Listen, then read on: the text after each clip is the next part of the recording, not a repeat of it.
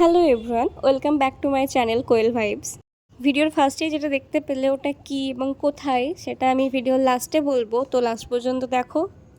তো আগের ভিডিওতে বলেছিলাম যে শিলিগুড়ি থেকে তিনচুলে যাওয়ার পথে রাস্তার মাঝে একটা জায়গায় দারুণ একটা ঘটনা ঘটে। তো ঘটনা মানে এই যে একটা অরেঞ্জের ফার্ম দেখতে পাই আমরা, সেখানে দাঁড়াই।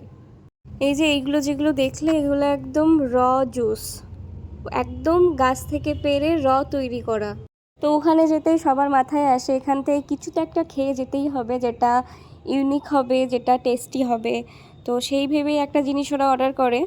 ওই ফার্মটা এতটা সুন্দর ছিল, ফার্ম থেকে ভিউটা এতটা সুন্দর ছিল, মানে ভিডিওতে দেখে তোমরা বুঝতেও পারবে না, আর আমি তোমাদের বলেও বোঝাতে পারবো না, জায়গাটা এতটা সুন্দর ছিল।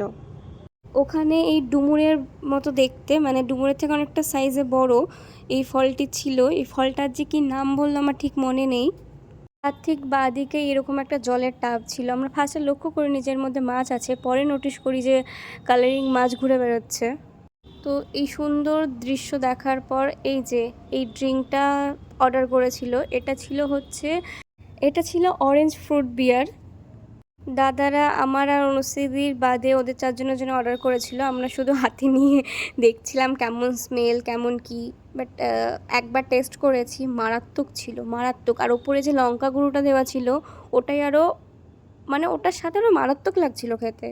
তোমরা যদি কোনোদিন ওইদিকে যাও তাহলে ট্রাই করো, খারাপ লাগবে না।